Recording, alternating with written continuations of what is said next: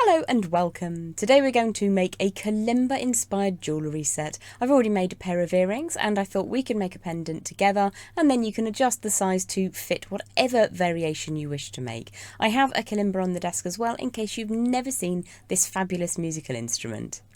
So this is the Kalimba, a slightly more modern version of the sub-Saharan African zanza. I'm not a music theorist, I don't really know how to play one.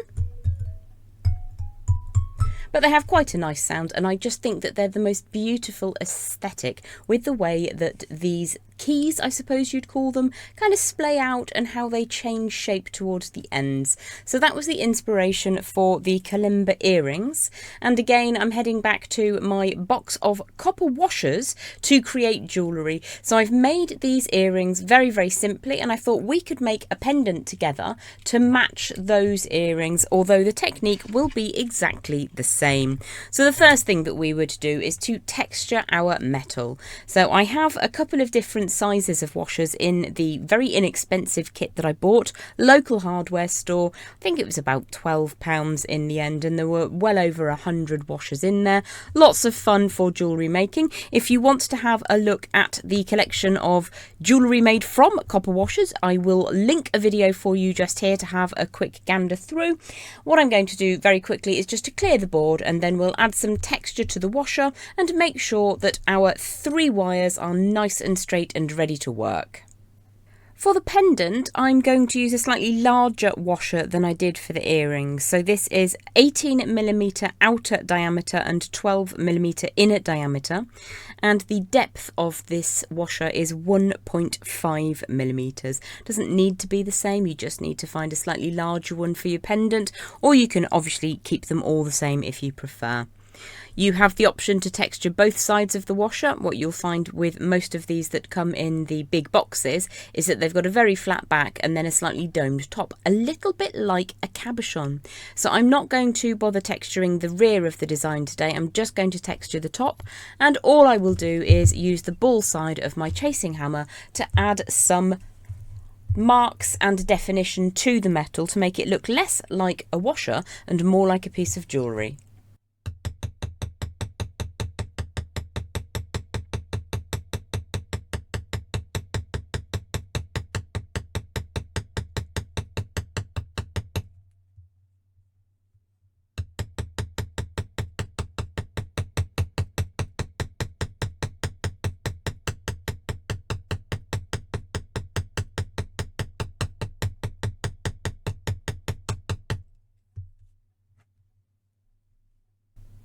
You have options with how you can texture your metal. Also, when you're purchasing your washers, you can choose ones that are either pre-annealed or quoted to be soft copper.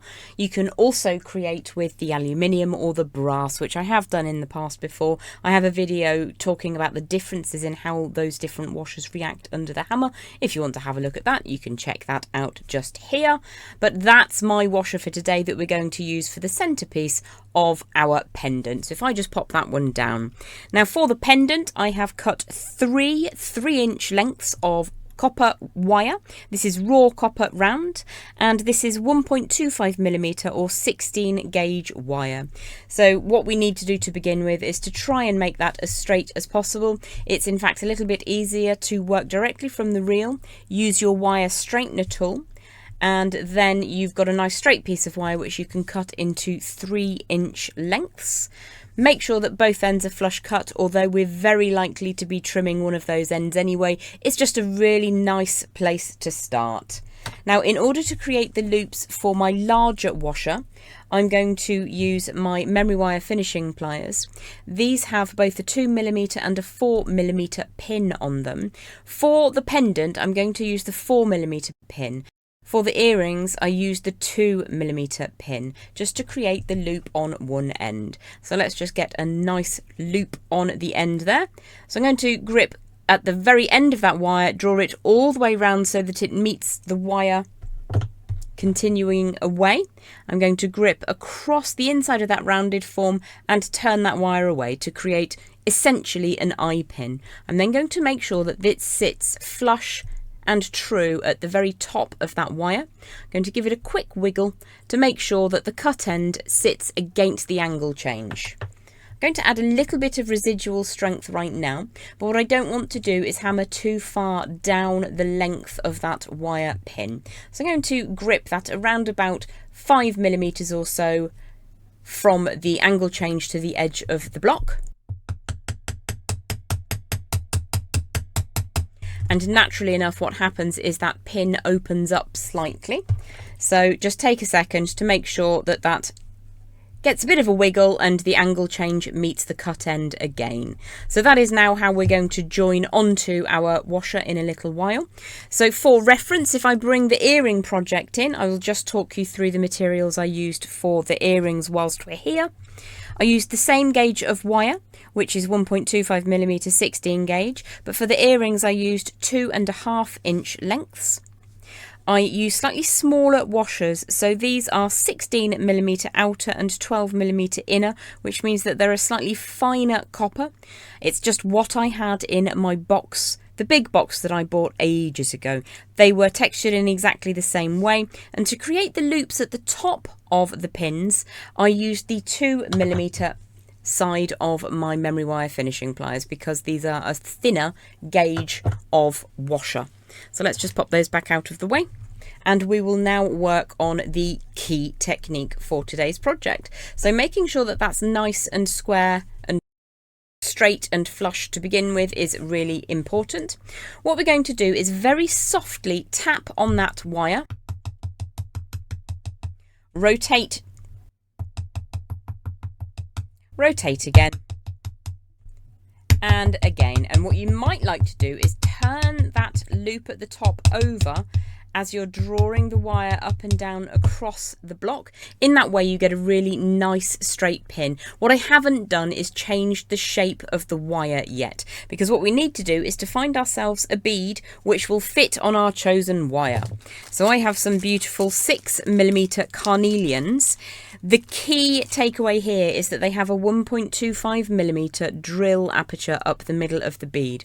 So I'm going to slide that all the way up to the top, and then I would put that to one side and recreate that 3 times for the pendant. For the earring project, as I said, the pendant was 3 inch lengths, the earrings were 2.5 inch lengths. So you can play around with the distances and sizes. If you don't want such a very long drop on your earrings, you can obviously make that a little bit shorter as well. So in order to splay the key out at the end, if you imagine it looking a little bit like our kalimba, what we're going to do is to start hammering probably around about halfway down the length of wire that you have between the angle change and the very end, but we want it to all be supported on the block. We also want to take great effort to protect our bead. So when you bring the bead all the way to the end next to that eye loop that we've created, a simple loop if you prefer, we're going to protect that bead, and we're going to ensure that the vast majority of that pin sits over the surface of our hammering block. I'm going to commence by hammering all the way along, but what I'm going to do is to tap more gently towards where the bead is sitting and much more firmly towards the very end. What I'm also going to do is, as I reach towards the end of this pin, or key if you prefer, I'm going to start stroking the hammer away as I strike down. So from the side you bring it down and you stroke it away along the block towards the end of the wire. So again, protecting your bead. And what will happen over many repeated strikes with your hammer is that you will flatten the midsection of that wire key, and then you'll start to extra flatten and splay the end. So we want that definition to change as we move along away from the loop at the top. So the midsection we want to be strengthened so that it doesn't bend around. The end section we want to be thoroughly splayed out. So I'm going to continue doing that. As always, I will speed this up so you don't have to sit here and wait for ages.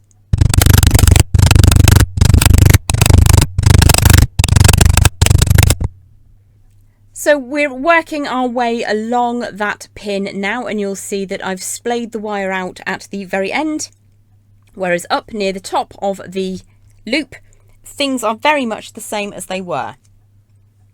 What I want to do is for my pendant to have the beads sitting at slightly different places. So once I have got to this stage on all 3 of the pins, before I add any texture, I will line them up. Let me bring those earrings back in, and I will make sure that I start the splaying of the wire a little bit higher on one of them, a little bit lower on the other one, so that you get this splayed design, so that you get this spreading of the beads as well. I think that's really attractive. If you wanted to use different arrangements with the beads, you absolutely can, of course, but that's my goal for today, is to get those 3 drop keys looking a little bit different.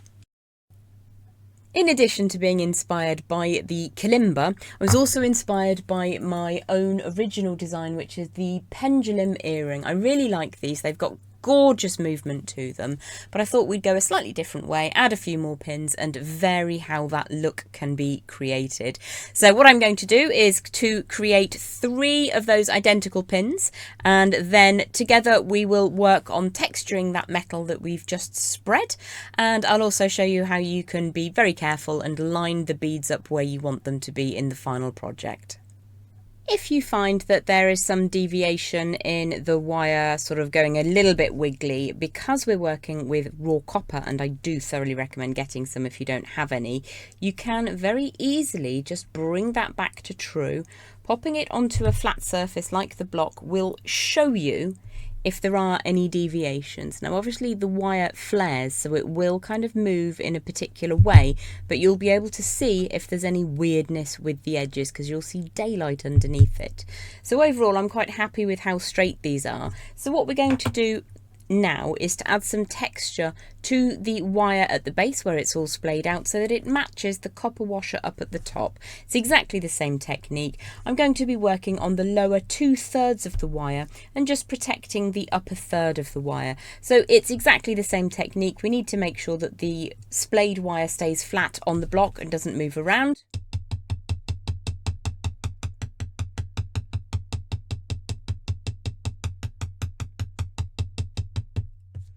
That's basically the technique that we're going to employ. So I would do that on all 3, and then we're going to work on getting the beads to sit exactly where we want them to on the finished pendant.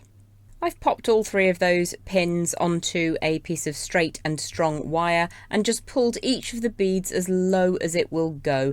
So you'll see that they're pretty uneven at the moment, and what we need to do is to decide how we want to proceed with this aesthetic. So one is ever so slightly lower than the others. So I think I'm just going to say that one is where it's going to end up. And what we then need to do is to move the other 2 up slightly higher. And I like the idea of having one a little bit uneven, so one higher than the other. So if I just remove my piece of straight wire out of the way, that's what we're going to need to hammer towards. So if I just put that one down carefully, I'll come back to that in a moment. I'm going to put my fingers over where that bead is sitting, pull the bead out of the way, and then protect the wire that goes up towards that loop, protect the bead, and hammer a little bit further along to ensure that I spread the wire out enough that the bead won't go down further than that. You can see there's a bit of a curve on this one, so I will fix that in a moment.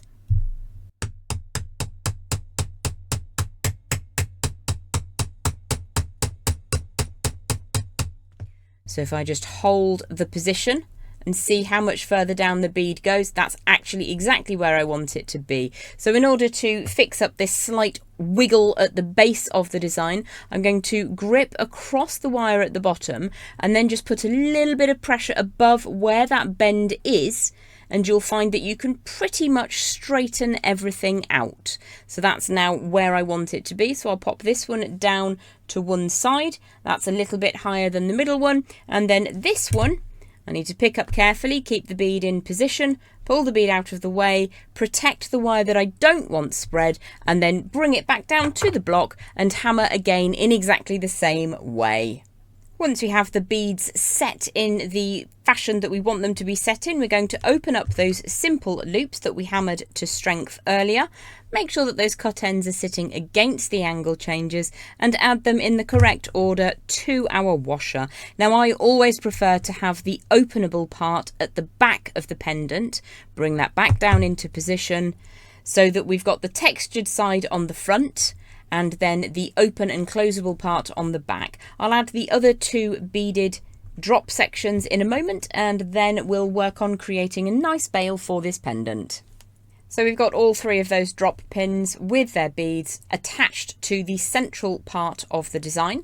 What I'm going to do now is an optional extra. I'm just going to make sure that the three loops at the top sit really neatly side by side. I'm then going to grip across all three of those wires, and I quite like having the central pin drop being slightly longer. So I'm going to cut an angle on one side and then a matching angle on the other side. You could do this instead of just eyeballing it. You could use a tape measure and get that to be precise. What we will need to do, because these are now quite sharp, that one's a little bit less sharp, is just ensure that this is not going to be a danger to be worn. So I've got a 4-step nail buffer, but you could use professional jeweler's grits or sandpaper and just take a lot more time than I am right now, but just make sure that there are no sharp edges to the design. You can put a slight chamfer down at the middle one if you want to, but the idea is you make this safe. Whether you're wearing it as a pendant or as a pair of earrings, we definitely don't want any stabby parts going on in our jewellery. So I will take a few more minutes to get that sorted and join you back in a second. Now, if you're making this design as earrings, all you need to do at this stage is simply to add it to your favourite design of ear wire. You could even attach that to the type of ear finding that has a stud and a loop, whatever works best for you. You're kind of done at this stage, but I will show you just a very, very simple way of adding the simplest beaded bail up at the top of this design if you do want to create this as a pendant.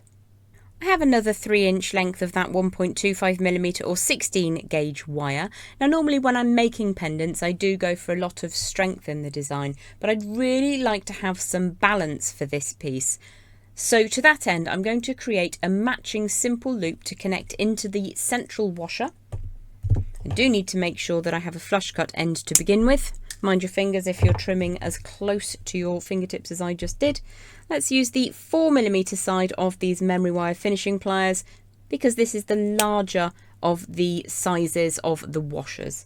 It's 18 outer, 12 inner, which means it's quite chunky round the edges. So we've created a simple loop in exactly the same way as we did.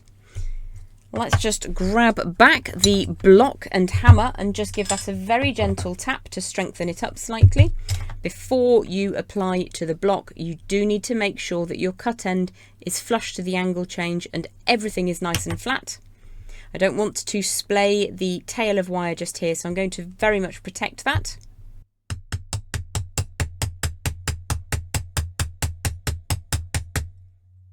This is as much about the aesthetic as it is about the strength of the design at this stage. So again, when you're hammering, the wire will wiggle around a bit, so I'm just going to very softly wiggle it back into position and make sure that the cut end sits against that angle change. Make sure that's nice and strong. Open that up and add it to the correct side. So we've got the face that we hammered and textured earlier.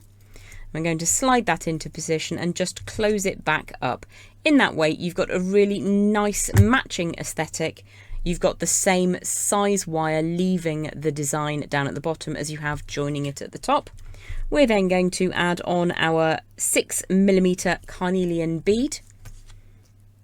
And then we will make a very simple loop up at the top. So I'm going to apply my chain nose, these are bent chain nose pliers, across the wire, keeping the loop directly opposing to the desk. Bring that wire forwards. You could use your wooden mandrel, round nose pliers, whatever it is that you prefer. And I think I'll use step number 4 on my multi-step bail makers today to generate a very simple loop up at the top. Bring the tail all the way around, and all we will do to finish this off, and this is a very, very simple design, is to just bring that wire around the upright. I do need to make sure that I just get that loop exactly at the top of that stack, and then I think I have space for perhaps 1 or 2 wraps. So I'm gripping very firmly across that round form, bringing the tail around. I will be able to get a second wrap around and bring that tail to the rear of the design. You can see it's slightly baggy at the top there, so I'm just going to pinch across like so. Making sure that I know which is front and which is back, I'm going to come to the rear of the design and trim away that excess. Now you could, if you wanted to, do a simple loop at the top, a simple loop at the bottom, but my preference is to have that wrapped loop at the top and the simple loop at the base. Let's make sure that that spiral of wire is nice and neat and tidy, so that when you see this on the neckline, you've got those 2 passes of wire up at the top on that bail. Let's bring that a little bit closer. So that's nice and neat and tidy. And then you have that similar aesthetic with the simple loops meeting around that hammered washer. Thanks so much for watching. I hope that you have enjoyed the Kalimba inspired pendant and earrings set that we've created together today. Don't forget to like, subscribe, share the videos, leave me a comment if there's anything you'd like to see on a future tutorial, and I'll see you next week. Bye for now.